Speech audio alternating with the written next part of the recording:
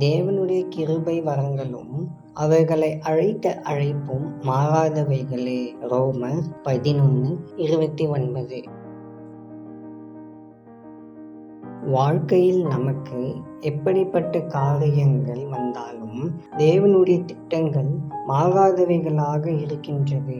புயல் போன்ற காலங்களில் அவருடைய வாக்குத்தத்தங்கள் நமக்கு நங்கூரமாக இருந்து அவர் எப்போதும் நம் நன்மைக்காகவே செயல்படுகிறார் என்ற நம்பிக்கையையும் உறுதியையும் நமக்கு தருகின்றன.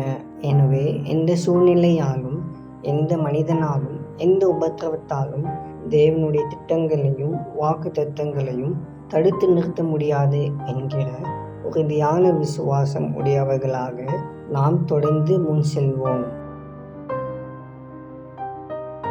அன்பின் பரலோக பிதாவே, உமக்கு ஸ்தோத்திரம் செலுத்துகிறோம். நாங்கள் எந்த சூழ்நிலையிலும் என்ன செய்தாலும் உம்முடைய வாக்குத்தத்தங்களை பிடித்து கொண்டு உம்முடைய ஆசீர்வாதங்களை பெற்றுக்கொள்ள கிருபை தந்திரலாம். இந்த நாளுக்காக உமக்கு நன்றி செலுத்துகிறோம்.